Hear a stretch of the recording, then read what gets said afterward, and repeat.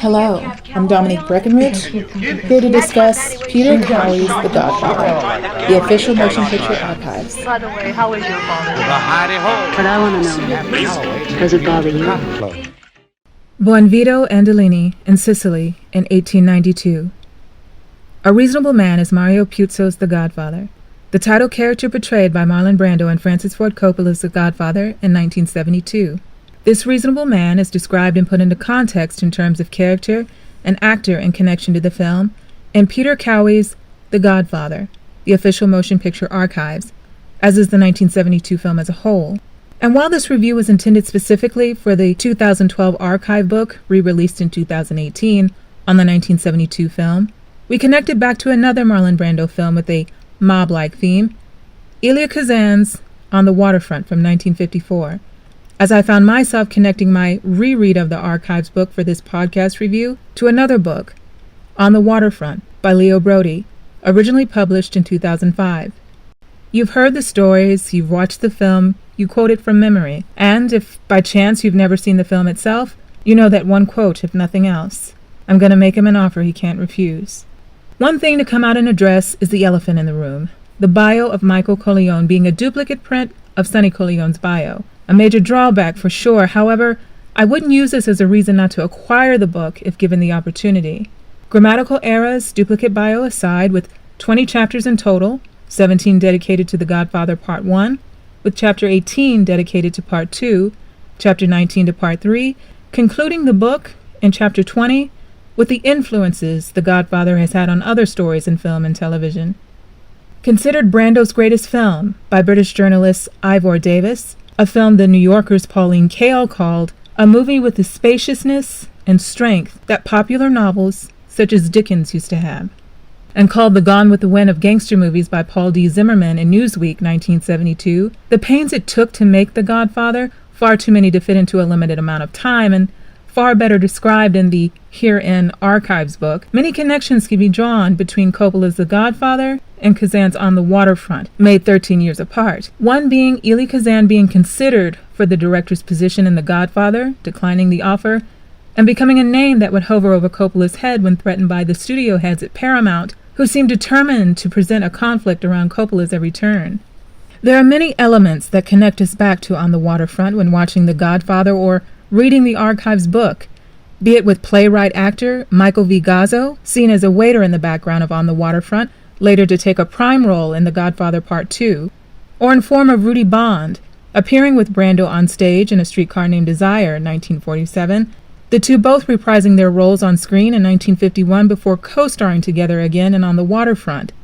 Later, though his part only in passing really, you can see Rudy Bond in the scene with the five families in The Godfather. The book also touches upon the connection, now just as well known as it must have been then, if not more so, as a topic of interest anyway, between Johnny Fontane and Frank Sinatra, a role Coppola himself comments is obviously inspired by a kind of Frank Sinatra character, and a role eventually portrayed by singer Al Martino when Victimone withdrew, stating, "As an American of Italian descent, I could not in good conscience continue in the role." Both films, too, having pushback from, let's just say, those inside said organizations depicted in the films during the process of making On the Waterfront and The Godfather. Which brings to light a common factor in both films. Anna Hill Johnstone, the woman behind the wardrobe in both films, serving as wardrobe supervisor in On the Waterfront. But perhaps its biggest connection? Marlon Brando. While it's easy to focus on Brando's box office status at the time prior to taking on the role of Don Corleone or his refusal of the Oscar for Best Actor at the Academy Awards, it's just as easy, if not easier, to focus on Brando's contribution to the film, which was what the book, when in reference to Brando, spends its time discussing as opposed to the latter, though brought up and discussed in context to why his performance is that much more significant. And yet, should it have been that big of a surprise? I suppose that depends on the individual point of view. This is the same person who gave us a paraplegic veteran in his film debut, The Men, in 1950, followed by characters like Stanley Kowalski, Emiliano Zapata, which could and can be seen as inappropriate today, Mark Antony, Johnny Strabler, Napoleon Bonaparte, and perhaps one of his most identified characters outside Stanley and Johnny, Terry Malloy, in On the Waterfront. And this is in his first 4 years in motion pictures. He could carry a character. The film may not be what we want, It may not come out as expected, but his performances are always there. This being said, whenever I watch Brando's work, particularly in films like On the Waterfront and The Godfather, even One-Eyed Jacks from 1961, I wonder what he would have been like in a Roberto Rossellini 1954 film like Journey to Italy. Then again, perhaps we wouldn't have gotten The Contender if he had. But to follow up On the Waterfront with a film like Journey to Italy, I'd have enjoyed that. Instead, what does Brando do? A musical. Something unlike any other character or film he'd done before, but a film in Brando's early career with a Rossellini or Vittorio De Sica, Brando himself saying of Bicycle Thieves that it is the perfect example of what can be done in front of the motion picture camera and is so rarely done. An observation explored in the Archives book is The Godfather's on-location filming, in class of Italy's neo-realism and the French New Wave. A valid argument, if an argument at all really, not a small detail, but a validated truth. Both Coppola and Kazan understood, shooting their film on location. On the Waterfront's glorious, gritty, grounded black and white cinematography due not just to Kazan's filming in the moment, if you will, and the life of New Jersey's Hoboken, a subject broadened in Brody's book. How Kazan utilized multiple parks, creating what we, the audience, see as one park, describing how he himself, Brody, began piecing together the locations used to create the scene, making it fluid and flawless, but also to its cinematographer, Boris Kaufman. The same goes for Gordon Willis on The Godfather. This effect, this neo-realism, French New Wave-esque style to On the Waterfront, is something Leo Brody's book starts right out with, calling On the Waterfront a work of gritty realism that was more in form of Rossellini's Rome Open City, 1945, a film that stars one of Brando's later co-stars in The Fugitive kind, Anna Magnani, or in form of De Sica's Bicycle Thieves. A point mentioned in Leo Brody's On the Waterfront draws on this commitment for shooting the film in the style it was shot in, noting that the film's, quote, cinematic moments do not undermine the general realistic look and feel of the film, end quote. Further identifying how this brings us closer to the characters and their feelings, as Brody puts it, but also how the potential opening of the film was to shoot New York's harbor, descending down to John Friendly's clubhouse from a helicopter in a documentary-styled way, was eventually abandoned, though the idea got as far as one of my personal favorite cinematographers, James Long Howe, scouting locations for such a shot. Leo states how this would have destroyed the empathy with the characters in the film, and I have to agree. To even imagine such a shot suddenly takes something away from the film. It's a different film entirely imagined when thinking of an opening with this type of shot.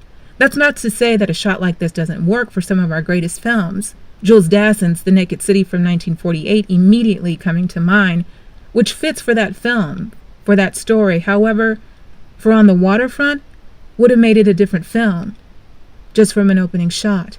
The beginning of the Archives book starts by trying to put The Godfather into context as a novel, as a film, as a story, a full story, including where it falls and how it fits into the picture of other Mario Puzo novels. Its purpose seeming to be to open up the film to an audience who feels so inclusive to the story, with the people, as if we aren't just fans of the film, the characters, but as if we are a part of them. We know the places, we've seen the characters, almost a book of love for us, the extended family of The Godfather. As Scorsese says of On the Waterfront, he can't look at it as a film anymore. The book, more in line of a coffee table book, feel and read, is just that. A great book read with a cup of coffee or tea, something to carry with you to your favorite coffee house. Personally, a very visual person, it's possible some of you can relate to this book the way that I did. In the sense of reading those details in print, filled with select pages from the script, typed notes, memos from Paramount and memos from Coppola, paired with the select images you've seen on screen that you have memorized in your mind without even having to watch The Godfather again. It imprints a complete picture in your mind. Something I think you can take away from both books is the interest to explore more depth inside the stories and backgrounds, branching into other films done prior to those who worked on The Godfather, their work as artists, and the film and or stage work that came beforehand, their history as actors and storytelling. At least it did and usually does for me. Cinema always has a way to connect us back to the broader story, the bigger picture, back to a previous moment in film, cinema. I hope this mini review will encourage you to at least watch either of the films or films associated with them if you have yet to connect with them. And if you have, I hope it has set a good recommendation to seek out either book if you haven't already.